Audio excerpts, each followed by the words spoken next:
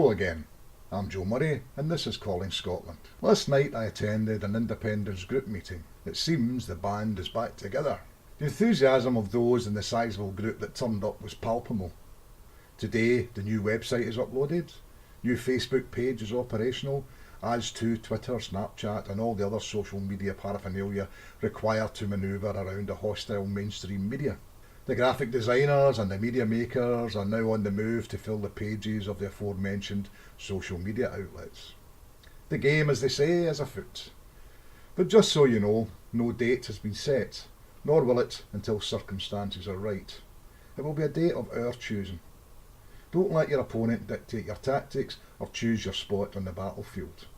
So 4 years on, we've come round full circle. The question in many Scots people's minds these days are why does Scotland need to be independent? The easy answer is that no nation should be governed by another country. For it to be so makes the governed no more than an annex, a region, and requires them to be subservient to the greater needs of those doing the governing. It's foolish in the extreme to think the UK is one nation. England has 10 times the population of Scotland. UK governments of any hue will always look to satisfy the largest group of people to retain its power. This is no fault of English people, it's just a matter of human nature. I think it might have been the excellent Scottish actor Peter Mullen who said, "I'd rather have the English as neighbours than masters," and I would echo that sentiment. All nations should make their own decisions, decide on their own futures, and for good or ill, follow their own paths. It's what responsible people do. Only the fiat and feeble-minded would think otherwise. I read Schumacher's book when I was a young man, and small really is beautiful. Smaller nations of the world fare economically, socially and ecologically much better than the large ones. The evidence for it is overwhelming. Scotland is around the same size as many of the most successful countries on the planet, and we have more natural resources per capita than most of them. Scotland has a highly educated and underused workforce, most of whom cannot derive the deserved benefits from their education and skill within this union because the financial resources and major decision making lie elsewhere. Scots were at the forefront of creating the modern world. It is highly insulting to suggest that we Scots could not make a success of our own country. Of all the small nations of this earth, perhaps only the ancient Greeks surpassed the Scots in their contribution to mankind. That was Winston Churchill. But then he was a psychopath, so maybe we shouldn't listen to anything he said. But then George Bernard Shaw says, "God help the English if she has no Scots to think for her." Maybe he was right, because look at the state of things since English votes for English laws were passed in Westminster. And of course Voltaire observed, "We look to Scotland for all our ideas and civilisation." The world outside of this union can see the stuff Scots are made of and appreciate it. It's a shame that there are still so many Scots that cannot. Where is the coward who would not dare fight for such a land as Scotland? And that from the much maligned, in certain quarters, Sir Walter Scott. And for the naysayers, Scotland small? Our multiform, infinite Scotland small? Hugh McDermott. In reality, our multiform, infinite Scotland is a huge success waiting to happen. Anyone who thinks to the contrary needs to take a good look at the reasons why they think that way. I can hazard a guess and expect to be pointed to the British media, including Auntie Beeb, which of course is as honest as the day is long, on the 21st of December in North Finland. News journalism in the UK is dead as far as democracy is concerned. It died in disgrace. There are a few journalists who have retained some integrity, but most contemporary hacks would sell their granny for a byline. He who pays the piper calls the tune, and the masses gaily dance to a strange and discordant sound. Take the Alex Salmond fiasco in the media and the frenzy surrounding it. But before doing so, let's not forget that 2 women made accusations of sexual impropriety against him.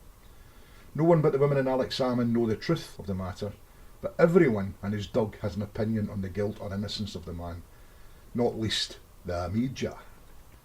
Mr. Salmond has instigated a judicial review on the processes that have allowed him to be named while his accuser's anonymity is protected. The latter, incidentally, is something Mr. Salmond agrees with, just not that the accused is hung out to dry. The review is about a point of law, and it's absolutely fine that he set up a crowdfunder to help him pay for this, as the outcome of it may be of benefit to any one of us in the future. Besides, no one has been forced to pay for the crowdfunder, and many have done so simply because they wanted to support him and the review. It's no one's business but theirs. He's not the first to have done this, by the way, but it appears he's the only one to be criticised for it as the demonisation of one person goes on. We all got to know the accusation from a legal document leaked by one of only a handful of people tasked with seeing that the ends of justice are met. It was published knowing a court case would have been imminent. Under common law, that is contempt of court. Where is the investigation of the undermining and contempt of the Scottish courts, a crime that can carry a prison sentence of up to 5 years? The likelihood of the case against Mr Salmon ever getting to court now is pretty much none, as it's unlikely any trial would ever be fair to him. But shit sticks, right? So even if the accusations are true, where is the justice for the two women involved? I say this regardless of whatever your views may be on the case, and to be honest, if you believe innocent till proven guilty, then you shouldn't really have any. There is something quite essential that needs to be addressed here, and it all seems to be going by the way because, who cares, it's only Alex Salmon.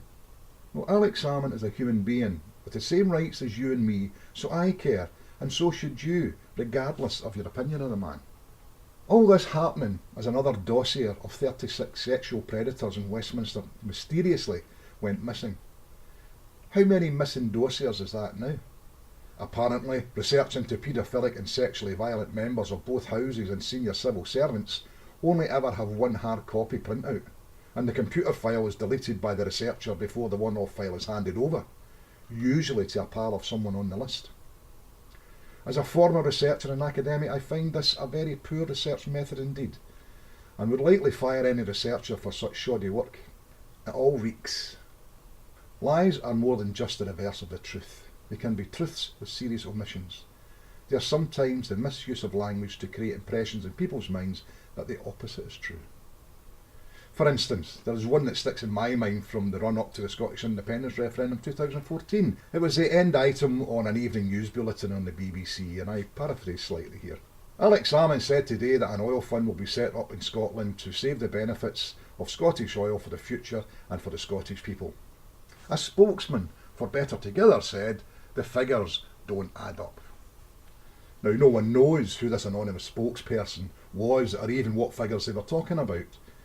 It was not explained how or why they don't add up, but it was the very last thing said before sign-off. So it was the figures don't add up thought that lingered in the mind. And that was the intention, of course, but phrasing it that way is a manipulation of the truth, and it's a well-known tactic.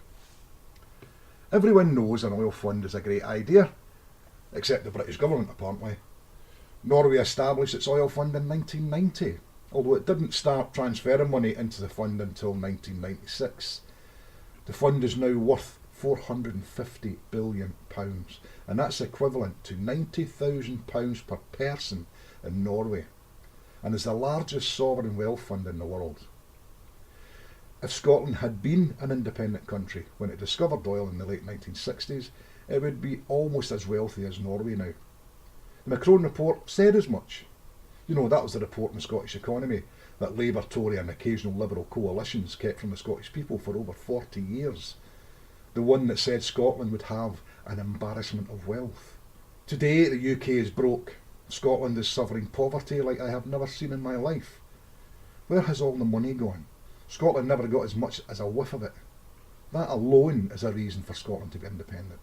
But as we know, there are many, many more reasons than that. So the British media manipulate the truth for their own ends, and yet the truth will always out, even if it's aired at 3 o'clock in the morning on 24-hour news or printed at the bottom of column 4 on page 38, surrounded by colourful adverts. Then they can truthfully say that they have aired it or published it. The lies then become entwined with it and are lent legitimacy for it. But lies are lies are lies. They are seen for what they are, and the lazy of mind let it all go past them, while the rest of us refuse to do so. The people at the BBC are very smart. They know how propaganda works.